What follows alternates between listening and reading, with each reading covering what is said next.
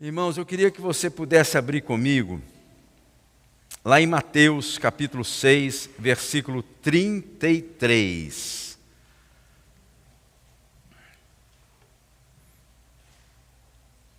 Eu não vou tardar muito, mas eu quero que você preste bastante atenção no que Deus vai falar com você nessa noite, pois essa é uma palavra que ela tem o poder para mudar a sua história. A palavra do Senhor diz o seguinte, está ali, ó. Vamos ler juntos? Buscai, pois, em primeiro lugar o seu reino e a sua justiça, e todas essas coisas vos serão acrescentadas. Vamos ler mais uma vez. 33, volta. Buscai, pois, bem alto, em primeiro lugar o seu reino e a sua justiça, e todas essas coisas vos serão acrescentadas. Glória a Deus. Pai, nós colocamos diante do Senhor a Tua própria palavra, Pai. Nós precisamos, nós somos carentes, nós somos necessitados. Que o Senhor possa abrir, Senhor, o nosso entendimento para que possamos entender exatamente aquilo que foi cogitado no Teu coração quando o Senhor falou essas palavras, Senhor. Eu sei que ali havia uma multidão, Senhor. Pessoas carentes, pessoas necessitadas, pessoas que vieram daquela região ali da Síria, Alta Galileia, pessoas que vieram de todos os lados com necessidades incríveis. Eu tenho certeza também que nessa noite nós temos pessoas aqui que têm necessidade, pessoas que precisam entender, Senhor, sobre as questões do reino de Deus. E eu peço ao Senhor que o Senhor possa fazer uma obra no nosso meio, Senhor. Que a Tua palavra entre em cada coração, em cada mente, e que essa palavra não seja roubada, Senhor, em nome do Senhor Jesus. Pelo contrário, que essa palavra entre, Senhor, e caia no Espírito, e que vivam na força da Tua palavra. É o que nós oramos no Teu nome mesmo, em nome do Senhor. Você pode dizer amém? Amém. Glória a Deus. Eu queria te perguntar algo. O que tem te atrapalhado a andar com Deus? O que tem te impedido de andar na plenitude com o Senhor? Porque você pode falar, mas eu já ando com Deus. Eu vou na igreja uma vez por semana, eu conheço ali uma oração, eu consigo ler a Bíblia. Então você vai começar a citar coisas que você faz ou coisas que você não faz. Não é isso que eu estou falando. Eu sei que tem um andar com Deus que é diferenciado. Andar na plenitude do Espírito, fazendo toda a vontade de Deus. E eu creio que todos nós queremos caminhar nessa direção. Todos nós. Mas com certeza existem questões na nossa vida, na minha vida e na sua vida, que você sabe, e isso são empecilhos, são barreiras, são dificuldades que nos atrapalham sim a andar com Deus. E é importante que nós saibamos responder essas perguntas. Talvez você não tinha pensado nisso antes, mas é um bom momento para que você comece a pensar. Eu estava pensando nessa palavra, porque Mateus capítulo 6, versículo 33, está inserido dentro daquilo que nós chamamos o Sermão do Monte. E essa já é a terceira semana que nós estamos ministrando sobre o Sermão do Monte. O sermão ou Sermão da Montanha, talvez seja o mais poderoso de todos os sermões. O sermão que mudou e tem mudado, transformado vidas, pessoas, e foi entregue, foi o Senhor Jesus que pregou esse sermão, o maior pregador da história. Glória a Deus por isso. Nada, ninguém pode se comparar ao nosso Senhor. Primeira semana nós falamos sobre algo que é muito importante, interessante na nossa vida, que é a questão da base, os fundamentos da vida cristã. Mateus capítulo 7, versículo 24, na verdade, que diz o seguinte: todo aquele que, ouvindo as minhas palavras, as pratica, será comparado com um homem prudente que edificou a sua casa sobre a rocha. Lá no final do Sermão do Monte. Semana passada nós falamos sobre o ter fome e sede de Deus, ter fome e sede de justiça. Mateus capítulo 5, versículo 6, onde ele fala: bem-aventurado os que têm fome e sede de justiça, porque serão fartos. E eu gostaria, de a gente aprofundar um pouco nesse versículo, Mateus 6, 33, que apresenta aqui um imperativo da parte do Senhor. Ele não dá uma sugestão.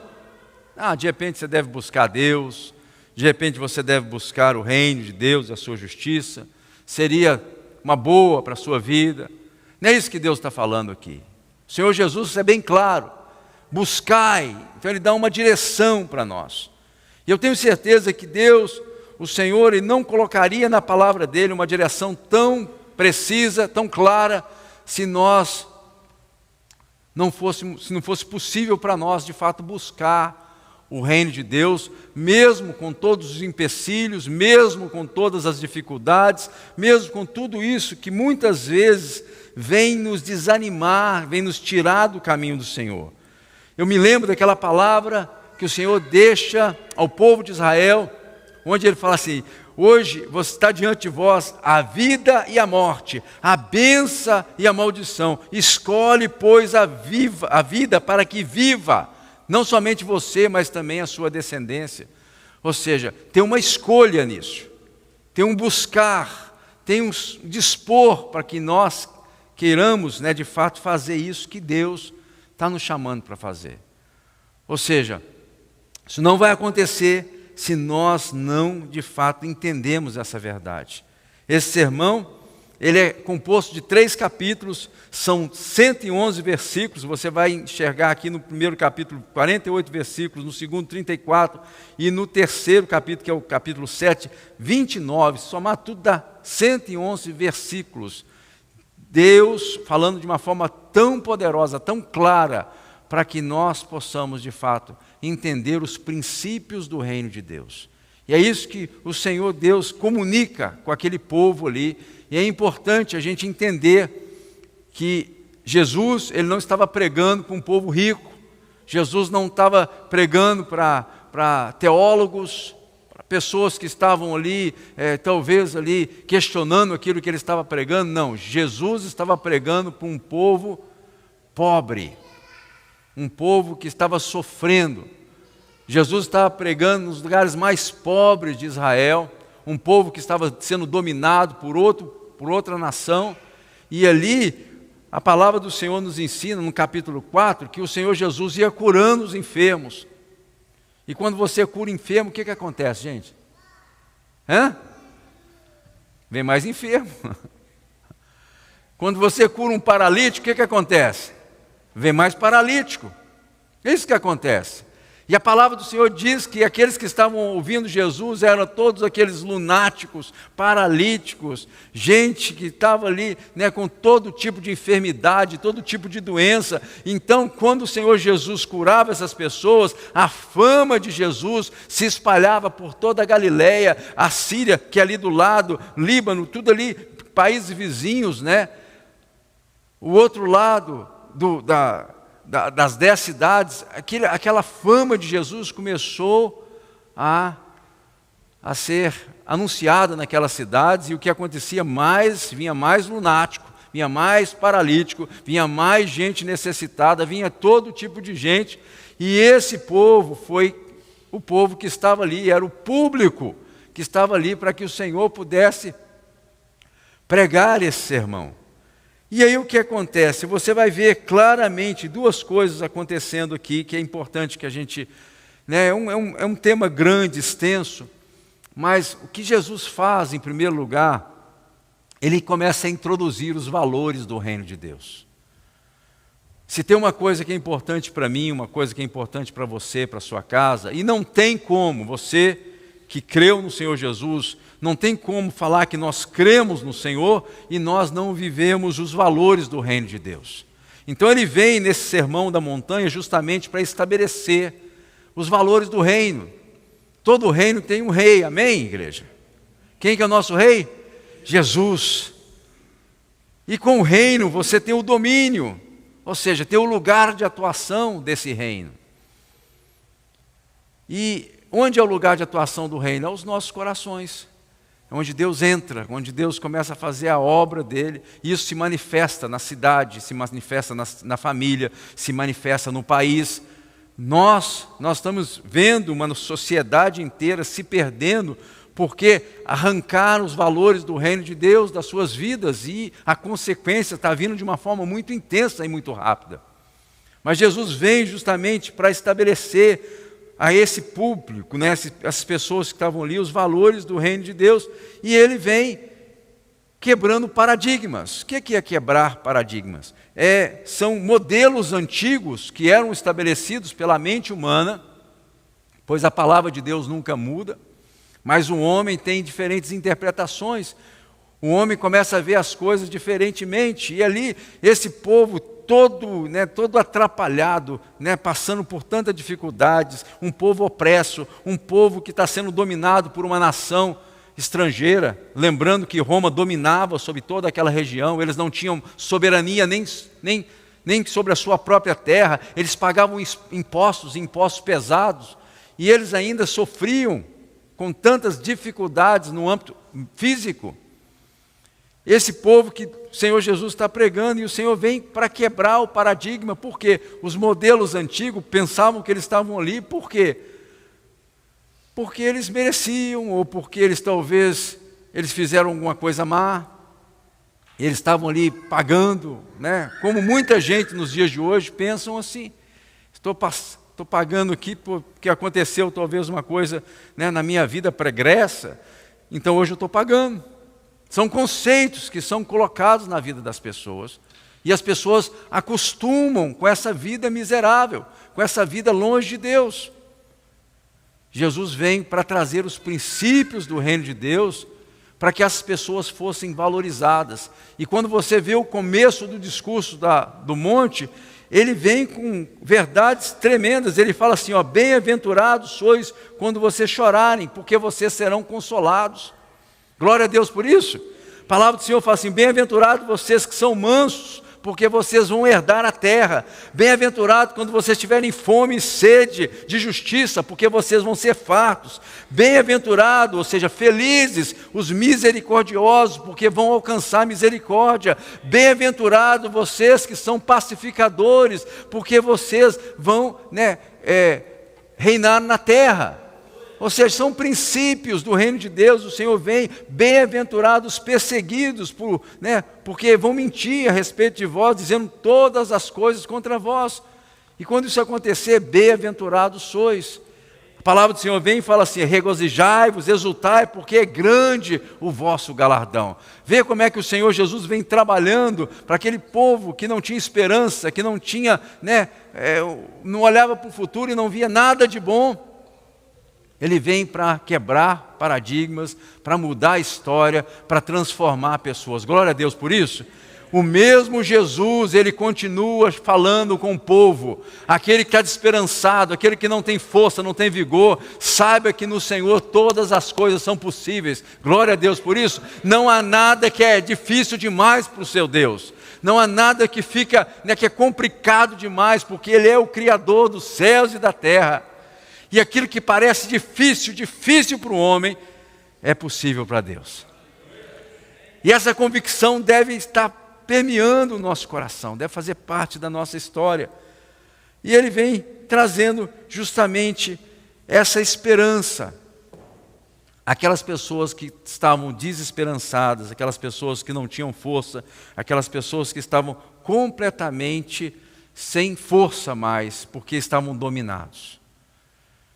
Eu tenho certeza que Deus está falando com pessoas aqui nessa noite. Porque assim, quando nós chegamos diante do Senhor dessa forma, o nosso coração fica contrito, nosso coração fica quebrantado, aí sim nós podemos receber da parte de Deus. Enquanto isso não acontece conosco, sabe o que acontece? Nós dependemos muito da nossa força, das nossas habilidades, do nosso poder de fazer as coisas acontecerem.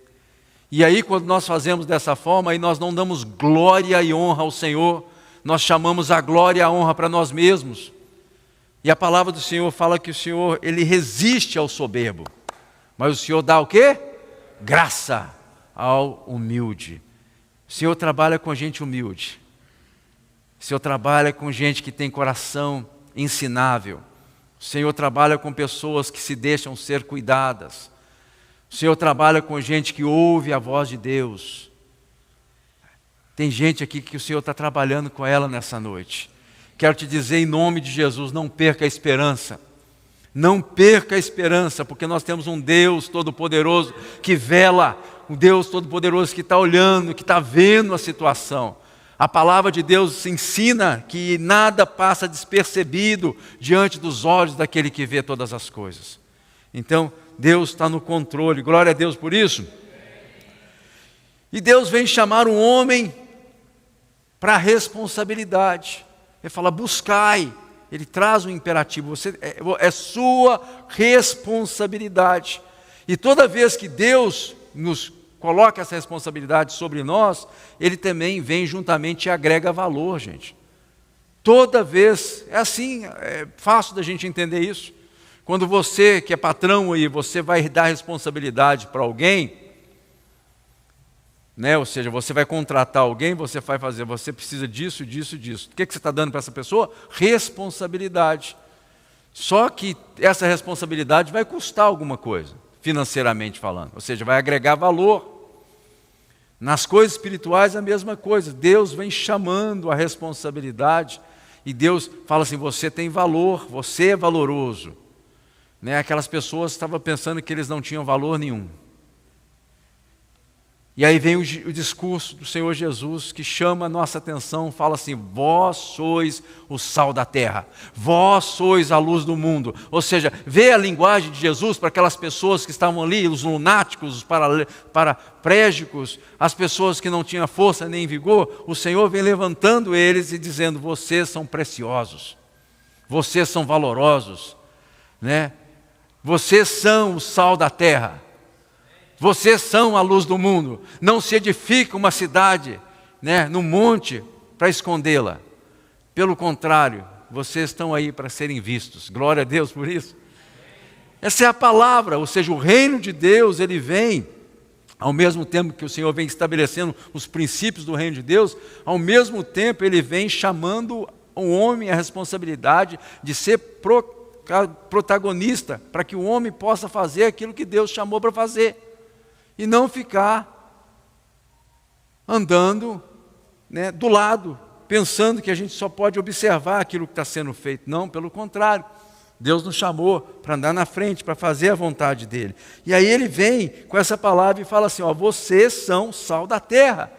Mas aí eu volto à pergunta original, o que é que nos atrapalha andar com Deus? O que são as barreiras? O que tem, né, colocado tanta dificuldade para que nós não tenhamos essa vida plena no Senhor? E eu queria ler o contexto desse texto aqui, começando no 25, diz assim, ó, por isso vos digo, Mateus 6, 25, não andeis ansiosos pela vossa vida, quanto o que haveis de comer ou beber, pelo vosso corpo, quanto o que haveis de vestir.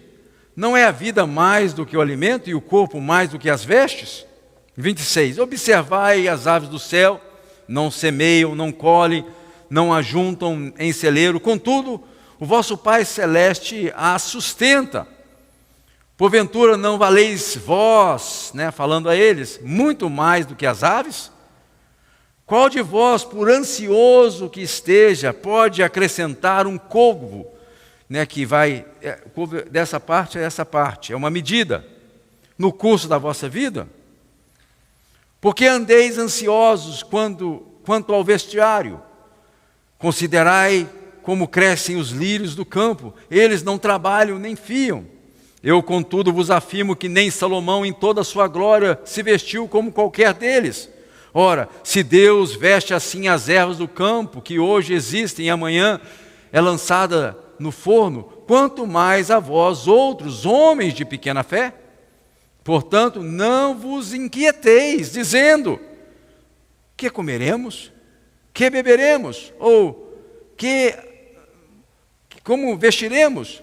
porque os gentios é que preocupam, né? Procuram todas essas coisas, pois vosso Pai Celeste sabe das necessidades de todas elas.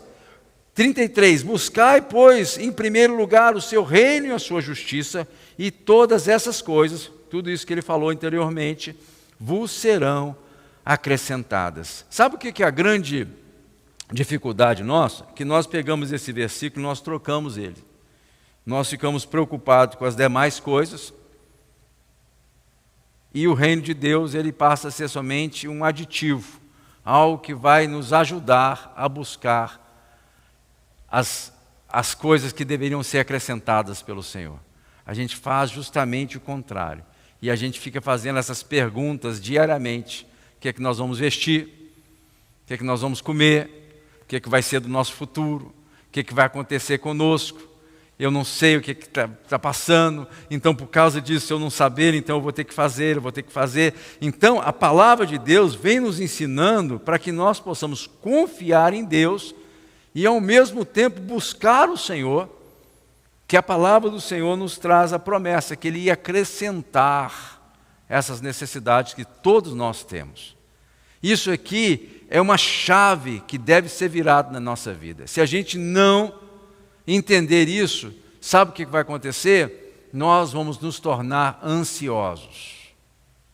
A gente vai nos tornar pessoas que não vai conseguir lidar com essa questão do reino de Deus, e a gente vai sempre estar tentando fazer alguma coisa, preocupado, e a gente não vai permitir que essa fé que o Senhor quer introduzir em nós cresça. A palavra do Senhor diz o seguinte: buscai o reino de Deus e a sua justiça, e as demais coisas serão acrescentadas. Fala também o seguinte, que o reino de Deus não é comida nem bebida, mas justiça, paz e alegria no Espírito Santo. Ou seja, essa é a postura que o Senhor chama para que nós tenhamos. Mas pastor, é muito difícil ter esse tipo de postura. Eu sou um cara ansioso, eu estou todo o tempo, eu não estou conseguindo lidar com essa realidade da vida. Então, deixa eu falar um pouquinho sobre essa questão de ansiedade. Isso aqui não é uma coisa assim periférica, que está acontecendo ali, está acontecendo com uma pessoa que eu conheço lá no Brasil, não. Isso está acontecendo de uma forma intensa. 18% da população americana sofre. Todos nós temos um certo nível de ansiedade, mas 18% da população americana sofre de ansiedade. E isso é algo, são números enormes. Se a população é 300 mil pessoas, 300 milhões de pessoas, nós estamos falando de quanto? 10% é 30 milhões.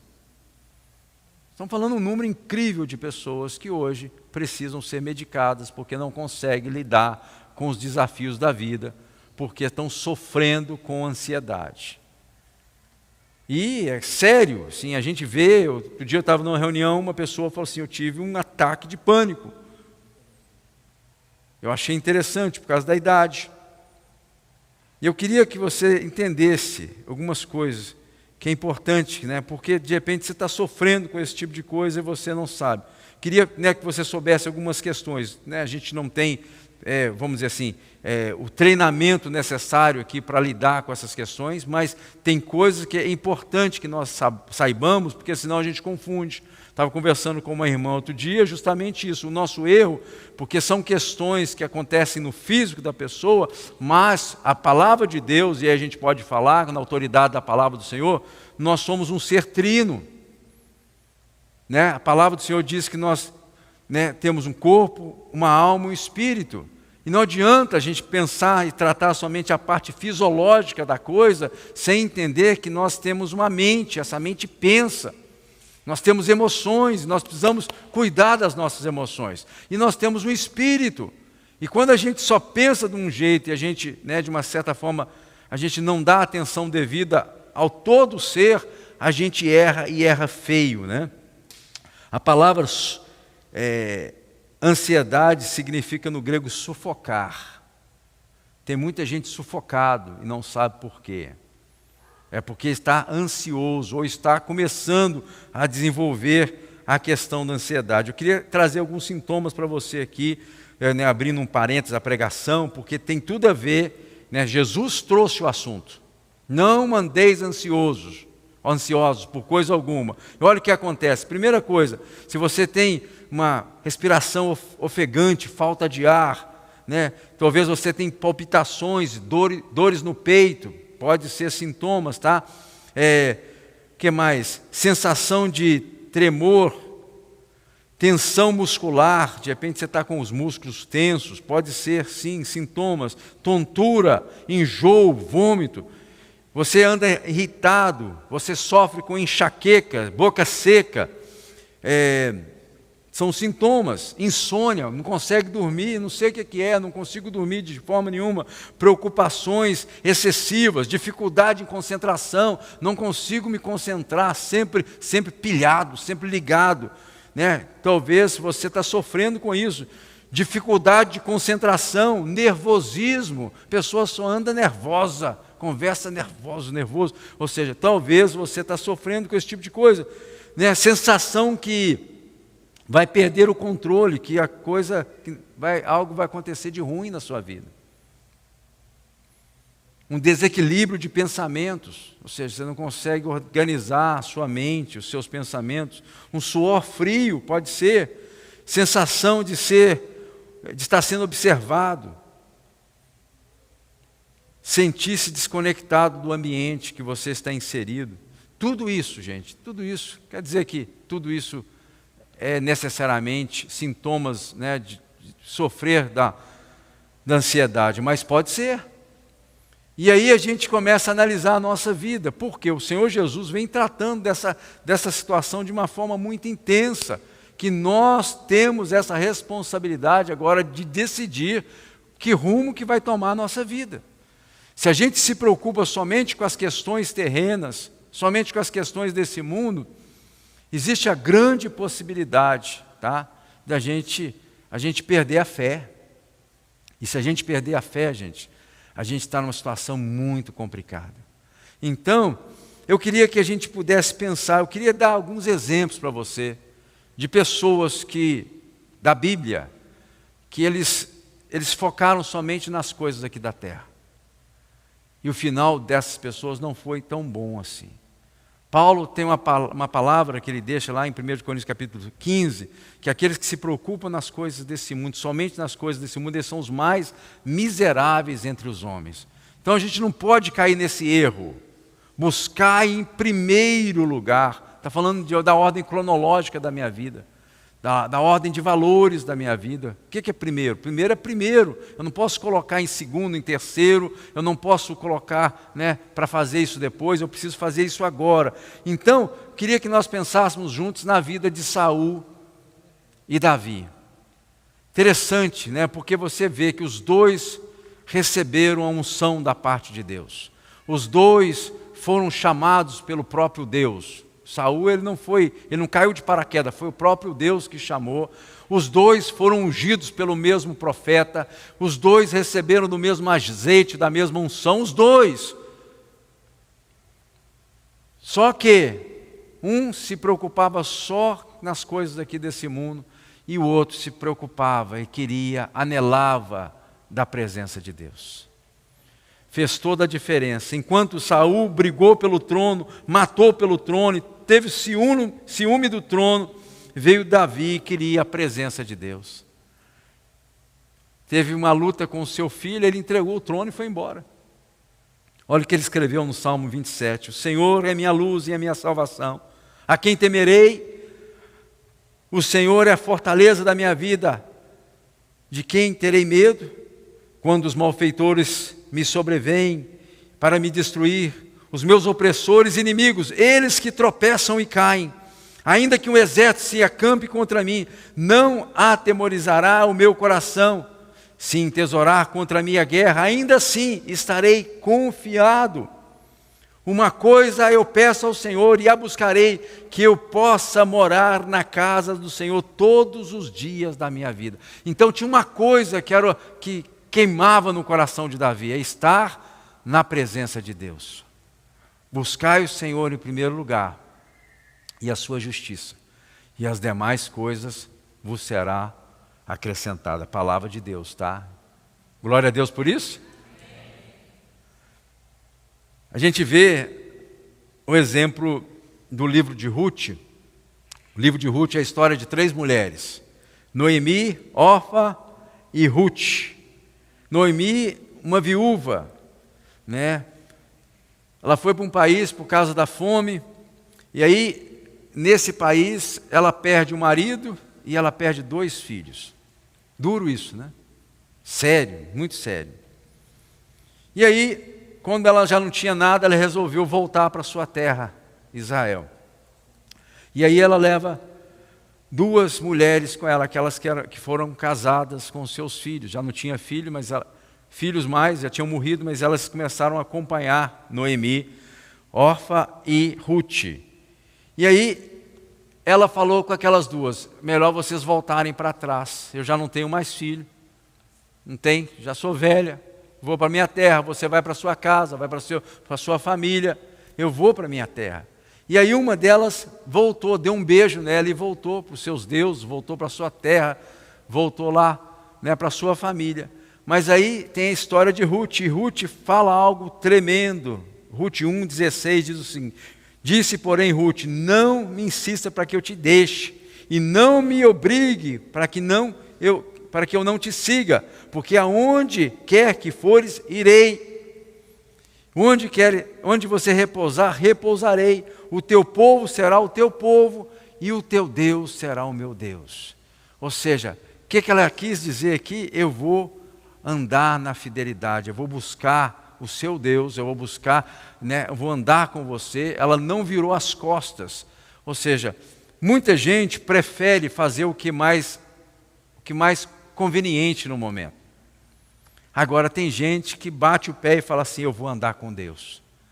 Mesmo que a figueira não floresça, mesmo que não esteja, né, da forma que eu gostaria que estivesse, eu vou andar com Deus. Eu não vou virar as costas para o meu Deus, eu não vou, por causa das circunstâncias, eu não vou parar de fazer aquilo que eu tenho convicção em mim, que é a vontade de Deus, que é andar com o Senhor e servir o Senhor e buscar o Senhor de todo o meu coração, de toda a minha alma, de todo o meu entendimento. Essa é a postura daqueles que são vencedores, dos felizes, dos abençoados, dos bem-aventurados. Todo aquele que insiste em seguir a Deus, todo aquele que, né, começa e termina a caminhada da fé, ele não será abalado. Glória a Deus por isso.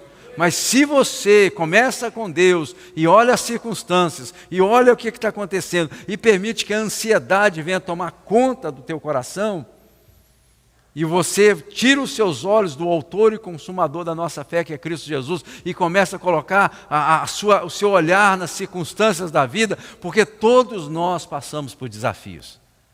Glória a Deus por isso. Passamos pelos desafios, nós não ficamos lá. Né, o choro pode durar uma noite, mas o que a Bíblia diz? O choro dura uma noite, mas o que, igreja? A alegria vem pela manhã, creia nisso. Essa palavra nos enche de coragem para que a gente possa continuar. A palavra do Senhor nos encoraja a nos aproximar confiadamente ao trono da graça do Senhor. Não é aproximar de Deus com dúvida, confiadamente, a fim de quê? A fim de a gente conseguir socorro, quando? Né? Em ocasião oportuna, quando nós precisarmos. Ou seja, Deus nos encoraja a buscá-lo. O que Deus não quer é que nós venhamos a virar as nossas costas para Deus e começarmos a fazer todo tipo de coisa que todo mundo faz, e a gente não servir Deus de todo o coração, de toda a alma, de todo entendimento. Isso é a pior coisa que pode acontecer para um servo de Deus, uma pessoa que começa a andar com Deus e não persevera no caminho da verdade. E tem muita gente assim, tem muita gente que está permitindo que as circunstâncias da vida pare a sua caminhada com Deus. Eu espero que não seja o seu caso, amado irmão. E eu não sei, eu quero encerrar, mas eu não sei exatamente o que você está, o que está passando na sua vida. Nós temos aqui, e cada um tem uma história, gente. Todo mundo aqui tem uma história, todo mundo aqui tem desafios na nossa família, todos têm. Se não é com você, é com seu filho. Talvez o desafio é com uma irmã, talvez o desafio é com a esposa, talvez o desafio é com o esposo. Pode ser quem for, todos nós temos situações que nós precisamos de nos posicionar como homens e mulheres de Deus, para que Deus possa de fato intervir nessa situação, mas a história sempre é a mesma, sempre é a mesma. A palavra de Deus não muda. Buscar em primeiro lugar, amém, igreja? O seu reino e a sua, e as demais coisas. O Senhor não está falando que as demais coisas não são importantes. É isso que Ele está falando. São importantes. Mas a gente vai conseguir as demais coisas quando nós colocarmos a nossa confiança no Senhor. A palavra do Senhor é muito séria. E nós temos o poder da decisão. Se nós vamos querer andar com Deus ou se nós vamos confiar nos carros, nos cavaleiros, na força do braço. Deus nos conhece. A palavra do Senhor diz o seguinte, Deuteronômio capítulo 30, 19. O céu e a terra tomo hoje por testemunho contra ti, que te pus diante de ti a vida e a morte, a bênção e a maldição. Aí o Senhor faz um clamor: escolhe, pois, a vida, para que vivas, tu e a tua descendência. Em outras palavras, a nossa escolha tem o poder de mudar não somente a nossa vida, mas as coisas que estão por vir. Tu e a tua descendência. Eu queria que nós pudéssemos pensar, enquanto nós adoramos a Deus, queria pedir você ficar de pé por uns momentos.